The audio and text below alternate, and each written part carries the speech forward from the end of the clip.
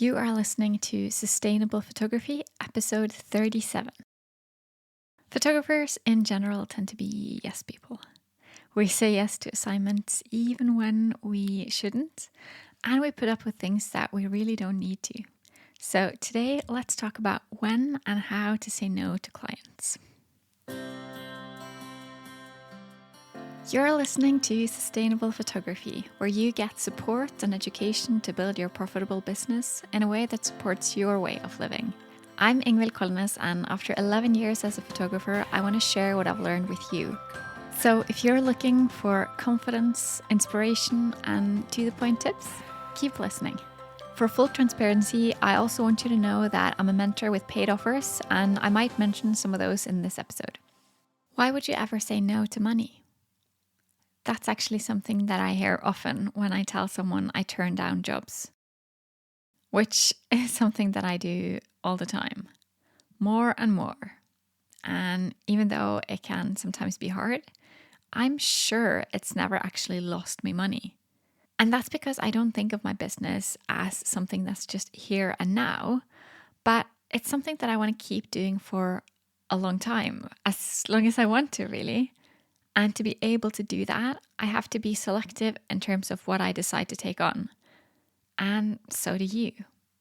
It's okay to say no, and it can be what drives your business forward.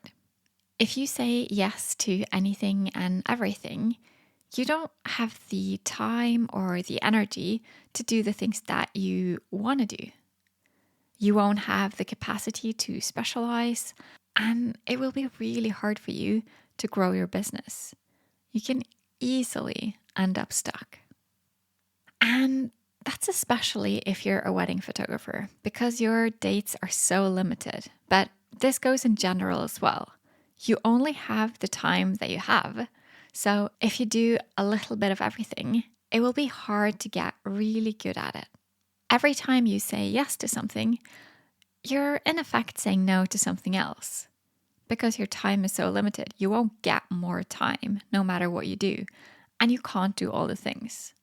So that goes both for jobs that you don't really want to take on, or if your clients ask you to do something that's outside of what you want to do. So let me ask you this. Why are you saying yes to jobs that you don't truly want? Is it because it's a well-paid job that's going to let you focus on your passion? Is it because you feel guilty to turn down clients that you like? Or because you feel bad about your high prices and you feel like you have to be accommodating? You need to get clear on what you want and why you say yes to things that you don't really want to be able to figure out what's right for you. An important thing to keep in mind is what you share is what you get. But something that's often forgotten about is that you can do work that you just never share. So if you do something that you don't want to do more of, or something that doesn't fit well with your brand, just don't share about it. Instead, I recommend that you try to think long term. Like, what's actually benefiting you?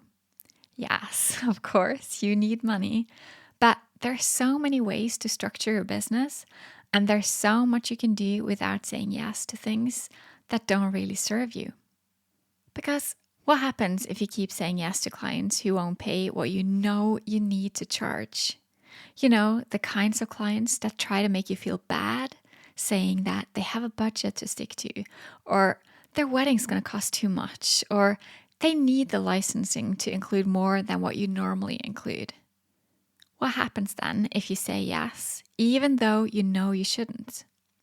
You'll start to feel small, and you'll be losing money. Not just here and now, but also in the long run.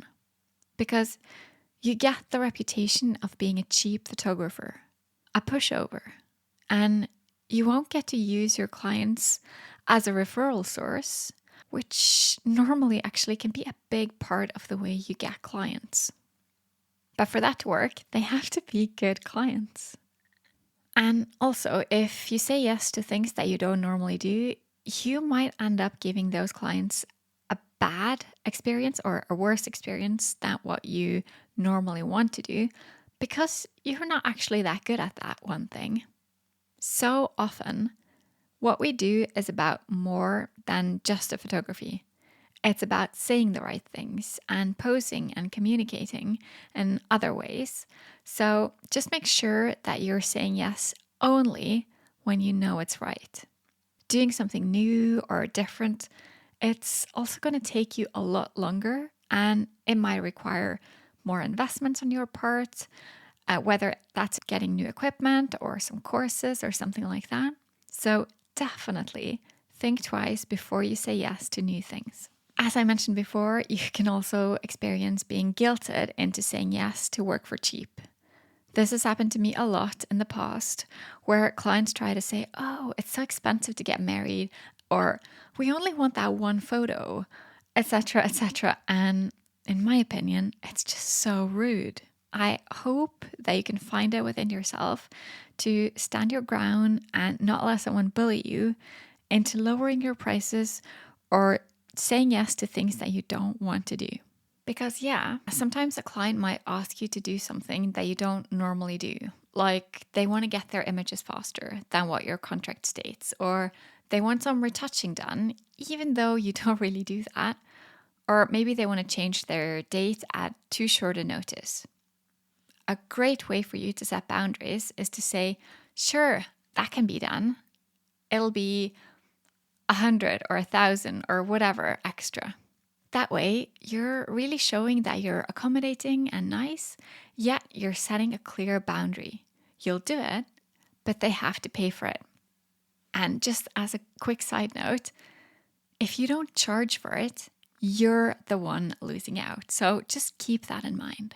You might also get some requests of things that you just can't do, like change your editing style or something like that, where you might just want to say that editing is part of your expression. This is why they chose you in the first place. So saying yes to these kinds of requests, that might open you up for similar things in the future. So be careful not to dilute your brand. Other times, your clients might have a great idea where they want to do photos at a time of day when you know the light will be bad for the style of photos that you do. They might want a location or a backdrop that you can tell it just won't work. So this is a good time to remind them that you're the expert and they chose you for a reason, in a nice way, of course, and just let them know the consequences of not listening to you. Again, in a nice way. So I got this amazing opportunity to do something different than what I normally do a while back. I was all ready to do it, but I decided to turn it down. And I want to tell you about it, maybe to empower you to do the same if you should end up in a similar situation, or maybe just give you a different perspective of things. Because when you get a chance to do something really cool, you start imagining the opportunities that can lead to. For me, at this point, it was shooting for a big organization in a different country. I was already there and it would have been a pretty straightforward job. But they wouldn't pay the price. They wouldn't pay for everything that they wanted. They just wanted to pay for part of it. So they offered it to me as a great opportunity. And they said it could lead to personal and professional growth, which, it's probably true. It could have led to that, and it could have also led to me ultimately getting more of the same kinds of jobs. But the problem with that is that it would probably lead to more of the same low-paying jobs.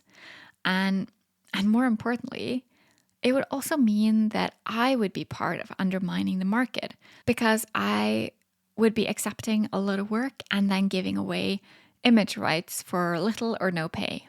As this was a different job than what I normally do, I checked with other photographers who do similar things, and they all said the same thing. They are wanting way too much and they don't really want to pay for it.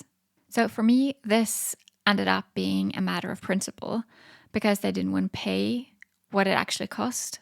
And in a way, I kind of felt used, like they tried to make me feel guilty almost about not accepting their terms. But the thing is that if you say yes to jobs because you think they sound like fun or that they're going to lead to something bigger and better, yeah, that might seem like a good idea at the time, but in the long run, you're doing yourself a disfavor because you're selling yourself short and you're potentially ruining the market. you're hurting all the photographers out there. It is such a shame, and I see it all the time. Like photographers wanting to shoot cool elopements, so they do it for little or no money because they're building their portfolio. I've gotten quite used to educating potential clients, or I guess I should say price shopping inquiries about the value of photography and the work we do. But it doesn't do much good when other photographers out there are setting the bar so low. So I'm very used to that, being on that side of things. But it was a completely different situation for me because I was the newbie. I was the one who didn't know what to expect or if I was right or wrong. So I decided to go with my gut feeling. And since I'd already double checked with other photographers to make sure that my thinking wasn't completely off, I felt pretty confident when I replied back to the organization to say like, hey, this is how it works. You're asking too much. So if you ever think like that you want to do work for less money because it benefits you in this point of time, I just want to ask you to have a longer perspective. Think like 5 years down the line.